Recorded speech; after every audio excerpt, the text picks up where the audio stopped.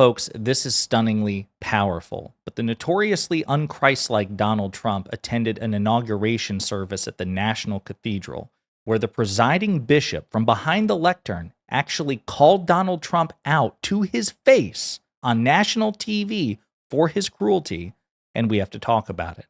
But before we do, if you end up liking this video and you want to support the channel, please be sure to hit the like, subscribe, and alert bells before you go. All right, friends, we've got one clip to look at here, and it's about 2 minutes and 40 seconds long. It is stunningly powerful and inspirational. Donald Trump is the idol of the religious right who are politically motivated, even though he is as far from Jesus Christ and Christian principles as you can possibly get. And here we have a bishop, Marianne Edgar Budd, taking the time during her sermon to actually bravely call out the most powerful man in the world, notorious for his cruelty, and daring him to find compassion and do better. We're going to play the clip and unpack it together.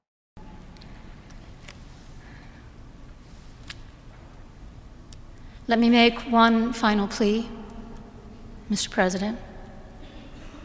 Millions have put their trust in you. And as you told the nation yesterday, you have felt the providential hand of a loving God. In the name of our God, I ask you to have mercy upon the people in our country who are scared now. There are gay, lesbian, and transgender children in Democratic, Republican, and independent families, some who fear for their lives. And the people who pick our crops and clean our office buildings, who labor in poultry farms and meat packing plants, who wash the dishes after we eat in restaurants and work the night shifts in hospitals, they may not be citizens or have the proper documentation, but the vast majority of immigrants are not criminals. They pay taxes and are good neighbors. They are faithful members of our churches and mosques, synagogues, wadara, and temples. I ask you to have mercy, Mr. President, on those in our communities whose children fear that their parents will be taken away, and that you help those who are fleeing war zones and persecution in their own lands to find compassion and welcome here. Our God teaches us that we are to be merciful to the stranger, for we were all once strangers in this land. May God grant us the strength and courage to honor the dignity of every human being, to speak the truth to one another in love, and walk humbly with each other and our God for the good of all people in this nation and the world. Amen.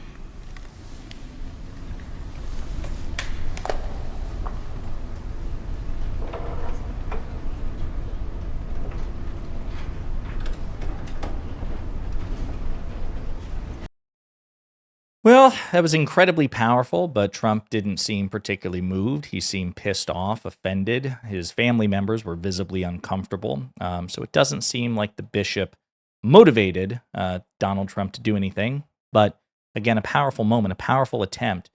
When you think about it, Trump is now the most powerful man on earth, less constrained than he's ever been, and he is legendary for his pettiness and his cruelty.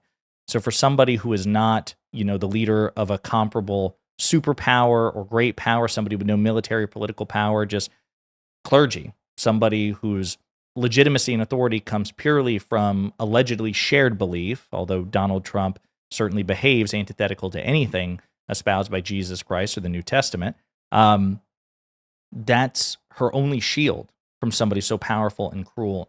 And yet Bishop Marianne Edgar Budd took the time to challenge Trump to be better anyway, in front of his family, in front of perhaps hundreds of guests, and then it was televised, and that clip has gone viral. Donald Trump apparently was asked about it after the service. This is according to The Hill. Trump was later asked what he thought of the service, and he told reporters he found it, quote, not too exciting, quote, they could do much better, Trump added. Now, obviously, this is in context of a flurry of executive orders that Trump signed yesterday in his first day in office, as well as just general campaign rhetoric. And I also want to play, just to contextualize this, his newly anointed border czar, Tom Homan, also legendary for his cruelty, was asked about raids and arrests conducted against undocumented migrants at schools. And this is what Tom Homan had to say earlier today. If and when ICE went into a school to arrest someone, that would be highly contentious, wouldn't it? Oh, absolutely. But then again, what's our national security worth? Yep. What's our national security worth? I mean, we have to arrest students. We have to arrest undocumented migrants at school. We have to arrest janitors, teachers. What's our national security worth? This is the context in which Bishop Budd said what she said and challenged Trump to do what she thinks he should do. So I'll also point out that with respect to immigration and immigrants in this country, Donald Trump did something wildly unconstitutional yesterday with one of his executive orders, as Vox writes. The single most unconstitutional thing Trump did yesterday, explained. On Monday, his first day back in office, Donald Trump issued a wave of executive orders. Some are ridiculous, such as an order purporting to rename the Gulf of Mexico the Gulf of America.